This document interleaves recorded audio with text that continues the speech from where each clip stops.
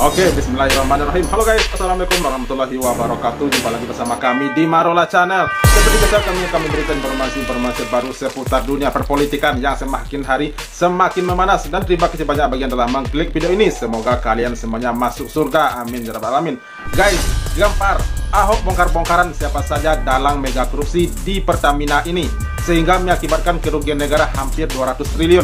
Sementara itu, seorang koruptor yang di kasus Pertamina ini juga membeberkan bahwa mereka bertindak sesuai perintah atasan yang berkuasa, tetapi dia tidak menyebutkan siapa orangnya saat ditanya wartawan. Nah, kalau atasan yang berkuasa, siapa lagi kalau bukan? Silahkan dijawab di komennya kita. Oke guys, sampai berlama-lama kita tahunya. Ini dia, let's go. Itu macam ompong di Pertamina karena lagi izin. Mereka yang tunggu, waktu akan berputar. Semua catatannya akan saya pegang. Satu hari ganti rezim, kau penjara kalian semua. Dan ingat baik-baik kalimat saya direksi. Saya boleh keluar dari sini, tapi catatan yang saya punya, kalau rezim betul-betul mau membereskan negeri ini dari korupsi di migas dan Pertamina, saya berani jamin, saya dengan data ini akan penjarakan kalian semua. Kenapa sampai hari ini DPR tidak mengesahkan undang-undang perampasan aset untuk memiskinkan? Karena yang paling ditakuti oleh koruptor adalah memiskinkan.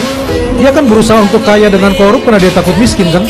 Balikin aja dia untuk dimiskinkan dan lakukan pembuktian terbalik. Dari mana uang kamu? Sampai hari ini di Indonesia belum ada peraturan perundang-undangan tentang pembuktian terbalik misalnya. Mari saya tanya sama saya, satu kata, apa problem bangsa ini? Satu kata, korupsi. Untuk bisa memberantas korupsi, ya transparansi. Untuk bisa transparansi, lakukan digitalisasi semua. Untuk bisa lakukan itu semua, Anda butuh macan sejati, bukan macan sirkus. Mantap. Untuk membereskan republik ini. Itu aja, ngomong fair. Kalau kepala lurus, bawahnya tidak berani, tidak lurus. Itu yang saya yakin. Kalau bawah masih berani main, bagi atasnya takut. Oke. Mantap. Ini Pak Ahok benar-benar all out sekarang ini. Beliau saat ini mulai berani bongkar-bongkaran sejak di Rut Pertamina ini tertangkap tangan yang mengakibatkan kerugian negara hampir 200 triliun. Wah, mantap. Bahkan katanya DPR pun sampai saat ini belum mengesahkan tuh undang-undang perampasan aset buat memiskinkan para koruptor. Nah, kenapa tuh DPR? Kenapa belum berani untuk mengesahkan undang-undang perampasan aset? Tolong dijawab tuh ke DPR. Itu adalah perintah jabatan. Harus dilaksanakan. Berarti pemerintah tahu, Bu? Pemerintah tahu. Itu perintah jabatan. Dan saya melaksanakan sudah sesuai dengan perintah melaksanakan sebagai pelaksanaan anggaran dasar. Karena due diligence ada 3 konsultan yang terlibat, FGI, McKinsey. Sedepan kau lihatnya. Ya, jadi sudah ada 3. Ya, jadi itu sudah konsultan, sudah melakukan pendalaman dan disetujui oleh seluruh direksi secara kolektif kolegial, secara sah karena ingin melanjutkan apa yang tertuang di dalam proyek strategis nasional. Ibu merasa dikorbankan? Ya. Saya tidak mau komen. Itu tahun berapa, Bu? Yang mana? Yang barusan Ibu katakan itu pada tahun berapa itu disetujui oleh para direksi dan presiden? Tahun 2013. 2013. 2013 juga, Bu. Termasuk Menko BNN juga mengeluarkan Pak Dahlan tahu karena Pak Dahlan penanggung jawab dalam Impres 1 Impres 1 nomor 14 tahun 2011 Impres 14 ya nggak salah tahun. Ada disposisi tanda tangannya berarti dong, Bu. Itu jelas banget. Tolong nanti yang UKP 4 tolong ditanyakan ke Pertamina. Ya, di situ ada jelas bahwa ada target. Itu 2013 ya, Bu? Betul, 2013 ya UKP 4. Itu presidennya siapa waktu itu, Bu? Presidennya tahu siapa lah. Lu suruh kerjain pemilihan sehari. nggak mau dia jawab cepat presidennya. Yang susah nggak mau minta duit, bos. Apa yang susah? Ya. Oke. Jadi Ini yang susah lah, republik inilah. Cuma masalahnya, saya nggak pernah dikasih dirut. Saya bilang berkali-kali kok, kalau betul mau bersihkan Pertamina, saya itu dirut. komut. Anda seemosional ini? Karena saya nggak bisa apa-apa. Saya di luar kekuasaan. Ya. Itu saya minta Jaksa Agung. Udahlah, sekali seumur hidup, biar kita mati dengan tenang. Tidak merasa bersalah mengkhianati nurani kita. Itu saya minta jajaran jaksa berani lakukan. Supaya waktu Anda meninggal, Anda berani menghadap pencipta dengan senang. Katakan memasuki dunia abadi. Tanpa merasa berdosa, pengkhianat, munafik, beragama. Itu saya minta. Lakukan. Berdiri untuk kebenaran, berdiri untuk keadilan, berdiri untuk kejujuran, berdiri untuk kemanusiaan. Sebab itu, saya juga mengapresiasi bahwa Presiden membiarkan Kejaksaan Agung itu bekerja. Kejaksaan Agung tidak akan seberani itu kalau tidak mendapat izin dari Presiden. Oleh sebab itu, saya juga mengapresiasi bahwa Presiden membiarkan Kejaksaan Agung itu bekerja. Apapun motif, kalau ada motif politik ya terserah, tapi hukum tegak seperti itu.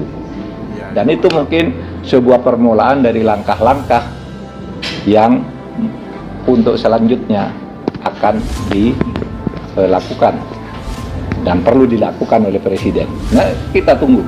Jadi kita jangan sampai nihilis, seakan-akan yang dilakukan pemerintah itu salah terus, tidak ada gunanya. Ini ada gunanya, ada gunanya. Apalagi sekarang nih Kejaksaan Agung tuh sudah berani atau sudah bisa masuk menangkap dirjen di Kementerian Keuangan, kemudian masuk ke ESDM, kemudian macam-macam yang sudah dilakukan oleh Kejaksaan Agung. Kita apresiasi, kita berharap juga KPK dan kepolisian melakukan hal yang sama, tapi bersinergis, bukan rebutan atau bersaing. Sinergis saja, bahwa semuanya ingin memberantas korupsi. Presiden Joko Widodo. Saya setuju sekali dengan Pak Ahok tadi ya, yang dengan gencar ingin memberantas korupsi di Pertamina. Luar biasa, bahkan beliau mati-matian ingin memberantas dan membongkar habis-habisan dalang-dalang koruptor di Pertamina. Dan saya tadi juga setuju apa yang disampaikan oleh Prof. Mahfud tadi. Ya tidak mungkin tidak ada perintah dari atasan atas penangkapan ini yang dilakukan oleh Kejagung gitu ya. Berarti Prabowo telah mulai terang-terangan dan telah mulai berani untuk menangkap dalang-dalang koruptor yang ada di NKRI ini di 2025 ini. Semangat! Kita dukung bagi pemerintah yang ingin memiskinkan koruptor. Setuju gak?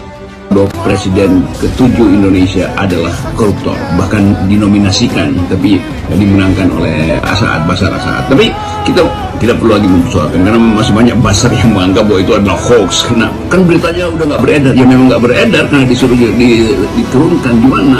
Di OCCPR, bukan di situs-situs yang masih dikuasai oleh rejim Jokowi kan. Jadi si Raja Gorong-Gorong ini bilang begini, saya tidak memerlukan oposisi. Dalam filosofi ada prinsip, ada banyak ada. Itu namanya kemajemukan. Ada banyak ada, hanya kecil a kecil. Di dalam teologi berubah, hanya ada satu ada. Setiap sistem teologi agama yang monoteis pakai prinsip itu. Bukan ada banyak ada untuk politeisme. Hanya ada satu ada, kita hormati itu. Tapi kekuasaan berubah, hanya boleh ada satu ada. Itu yang namanya otoritarian, hanya boleh ada. Berarti ada yang lain mesti disingkirkan. Konsekuensinya begitu. Logical fallacies-nya kita mau terangkan di situ. Karena kita beragam, maka diperlukan persatuan. Dasar ontologi keberagaman itu memaksa secara imperatif diperlukan persatuan. Raja Gorong-Gorong balik, demi persatuan tidak boleh ada keragaman. NKRI harga mati, kami Pancasila. Satu putaran. Itu semuanya hanya boleh ada satu adat di dalam politik. Fondasi berpikir ini yang mesti terbongkar. Oke, mantap, luar biasa ya. Waduh, ini terlihat sepertinya yang disampaikan oleh Bung Rocky ini sederhana, tetapi ini masuk gitu ya, mudah dimengerti gitu. Jadi kesimpulannya, kalau pemerintah tidak segera menindaklanjuti para koruptor-koruptor yang ada di negara ini apalagi yang baru saja yang viral-viral saat ini, pengoplosan minyak BBM gitu ya, Pertamax jadi Pertalite gitu ya. Kalau tidak segera ditindaklanjuti, bahkan rakyat pun meminta mereka itu dihukum mati gitu, karena telah merugikan rakyat dan juga telah merugikan negara gitu ya. Pemerintah harus hadir di sini, pemerintah harus transparan di dalam mengatasi hal tersebut. Oke guys, itu reaksi kita hari ini. Terima kasih banyak yang telah menonton dan sampai jumpa lagi di video berikutnya. Thank you. Thanks for watching.